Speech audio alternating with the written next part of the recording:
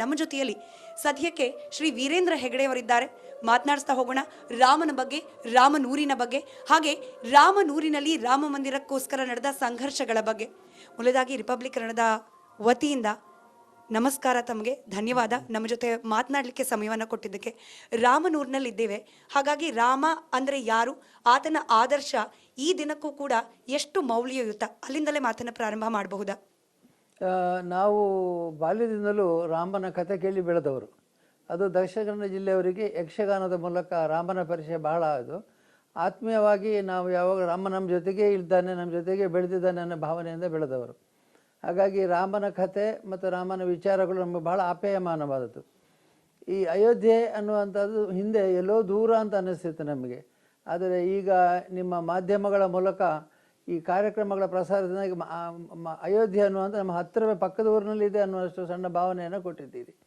ಇಲ್ಲಿ ನಾನು ಬಂದು ಇವತ್ತು ನೋಡಿದರೆ ಅಯೋಧ್ಯೆಯ ಎಲ್ಲ ಪರಿವರ್ತನೆ ಆಗಿದೆ. ನಾನೊಂದು ಕೆಲವು ವರ್ಷಕ್ಕಿಂತ 2 ಸರಿ ಬಂದಿದ್ದೇನೆ. ಇಲ್ಲಿ ಆಗಿರುವಂಥ ಗಲ್ಲಿಗಳು ಮಾಯ ಆಗಿದೆ, ವಿಸ್ತಾರವಾದ ರಸ್ತೆ ಆಗಿದೆ, ಮತ್ತು ಅವರಿಗೆಲ್ಲ ಪರಿಹಾರ ಕೊಟ್ಟು ಬೇರೆ ವ್ಯವಸ್ಥೆಗಳನ್ನು ಮಾಡಿ ರಸ್ತೆಗಳನ್ನು ಅಗಲ ಮಾಡಿದ್ದಾರೆ, ಮತ್ತು ಸುಂದರವಾದಂಥ ನಗರ ಈಗ ಇಲ್ಲಿ ಕಂಗೊಳಿಸ್ತಾ ಇದೆ. ಹಾಗಾಗಿ ರಾಮನ ಬಗ್ಗೆ ಯಾಕೆ ನಾವು ಮಾತಾಡ್ತೀವಿ ಅಂತಂದರೆ, ಅವನ ಕೆಲವು ಚರ್ಯಗಳು, ಅಂದರೆ ಅವನ ನಡವಳಿಕೆಗಳು ನಮಗೆ ಆದರ್ಶಪ್ರಾಯವಾದ್ದು. ಅವನು ಸಣ್ಣ ವಯಸ್ಸಿನಿಂದಲೇ ಆದರ್ಶವಾಗಿದ್ದ. ಮತ್ತು ಅವನು ವನವಾಸಕ್ಕೆ ಹೋದಾಗ ವನವಾಸದಲ್ಲಿ ಅನುಭವಿಸಿದ ಸವಾಲುಗಳು, ಕಷ್ಟಗಳು, ಅದನ್ನು ಹೇಗೆ ಅವನು ಎದುರಿಸಿದ ಅನ್ನುವಂಥದ್ದು ನಮ್ಮ ಜೀವನಕ್ಕೆ ಭಾಳ ಹತ್ತಿರವಾಗ್ತದೆ. ನಾವು ಅನೇಕ ಸಮಸ್ಯೆಗಳನ್ನು ಜೀವನದಲ್ಲಿ ಎದುರಿಸ್ತೀವಿ, ಒಂದಲ್ಲ ಎರಡಲ್ಲ, ಬಾಲ್ಯದಿಂದ ಹಿಡಿದು ವೃದ್ಧಾಪ್ಯದವರೆಗೆ ಅನೇಕ ಸಮಸ್ಯೆಗಳು ಎದುರಿಸ್ತೇವೆ. ಆತ ಎದುರಿಸಿದ ಸಮಸ್ಯೆಗಳ ಎದುರು ನಮ್ಮದೆಲ್ಲೂ ಬಹಳ ತೀರ ಗೌಣ್ಯ ಅನ್ನುವಂಥ ರೀತಿಯಲ್ಲಿ ಕಾಣಿಸ್ತದೆ. ಅದರಿಂದಲೇ ರಾಮ ನಿಜವಾಗಿ ಆದರ್ಶ ಪುರುಷ. ಯಾಕಂದರೆ ಯಾವತ್ತೂ ಅವನು ಅತ್ತದ್ದು, ನಿರಾಶೆಗೊಂಡದ್ದು ಅಥವಾ ವೈಫಲ್ಯಕ್ಕಾಗಿ ಅತ್ತದ್ದು ನಮಗೆ ಗೊತ್ತಿಲ್ಲ. ಯಾವತ್ತೂ ಕೂಡ ಒಂದೇ ರೀತಿ ಸಮಚಿತ್ತವನ್ನು ಇಟ್ಟುಕೊಂಡಿದ್ದಾನೆ. ಅವನಿಗೆ ಸ್ಥಿತಪ್ರಜ್ಞ ಅನ್ನುವಂಥ ಮಾತು ನಾವು ಹೇಳ್ತೇವೆ. ಸ್ಥಿತಪ್ರಜ್ಞತೆಯೇ ನಮಗೆ ಬೇಕಾದದ್ದು ಇವತ್ತು.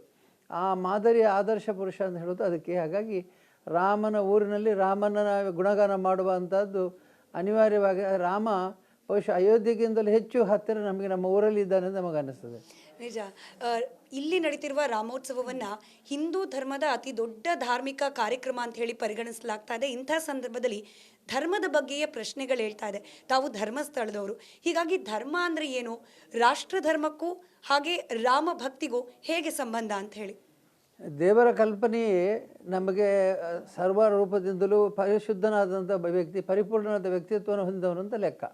ಭಗವಂತ ಅಂದರೆ ಯಾರು? ಪರಿಪೂರ್ಣನಾದವನು ಅಂಥೇಳಿ. ಹಾಗೆ ಪರಿಪೂರ್ಣನಾದಂಥ ಭಗವಂತನಿಗೆ ನಾವು ಕೊಡುವಂಥದ್ದು ಗೌರವವಾದರೂ ಕೂಡ ನಿರೀಕ್ಷೆ ಮಾಡುವಂಥದ್ದು ಸಂಪತ್ತಲ್ಲ, ಸ್ಥಾನಮಾನಗಳಲ್ಲ, ಲಾಭಗಳಲ್ಲ. ಅದರ ಬದಲು ಅವನಂತೆ ನಮಗೆ ಸ್ಥಿತಪ್ರಜ್ಞತೆಯನ್ನು ಕೊಡು, ಆದರ್ಶವನ್ನು ಕೊಡು, ಸಂಸಾರದಲ್ಲಿ ಸಾಮರಸ್ಯವನ್ನು ಕೊಡು, ಸಮಾಜದಲ್ಲಿ ಬಾಂಧವ್ಯವನ್ನು ಕೊಡು, ಎಲ್ಲರೊಂದಿಗೆ ಸಮಾನವಾಗಿ ನಡ್ಕೊಳ್ಳುವಂಥ ಶಕ್ತಿಯನ್ನು ಕೊಡು ಅಂತ ಹೇಳ್ತೇವೆ. ಅಲ್ಲದೆ ಮತ್ತು ಸಮಸ್ಯೆಗಳು ಬಂದಾಗ ಹೋಗಿ ಸಂಪತ್ತು ಕೊಡು, ಅದು ಕೊಡು, ಇದು ಕೊಡು, ಮಕ್ಕಳು ಕೊಡು, ಇದು ಕೊಡು ಕೇಳುವಂಥದ್ದು ಇದೆ. ಆದರೆ ಮುಖ್ಯವಾಗಿ ನಾವು ಕೇಳಬೇಕಾದಂಥ ಭಗವಂತನಲ್ಲಿ ನಿನ್ನ ಹಾಗೆ ನನ್ನನ್ನು ಮಾಡು, ಒಂದೇ ತದ್ಗುಣ ಲಬ್ಧೆ ಅಂತ ಒಂದು ಶಬ್ದ ಇದೆ. ಒಂದೇ ತದ್ಗುಣ ಲಬ್ಧೆ, ನಿನ್ನ ಗುಣಗಳೆಲ್ಲ ನನ್ನಲ್ಲಿ ಬರಲಿ ಅನ್ನುವಂಥ ಆ ರೀತಿಯಲ್ಲಿ ಪ್ರಾರ್ಥನೆ ಮಾಡುವಂಥದ್ದೇ ಭಗವಂತನಿಗೆ ಭಾಳ ಇಷ್ಟವಾದದ್ದು, ನಮಗೂ ಇಷ್ಟವಾದದ್ದು.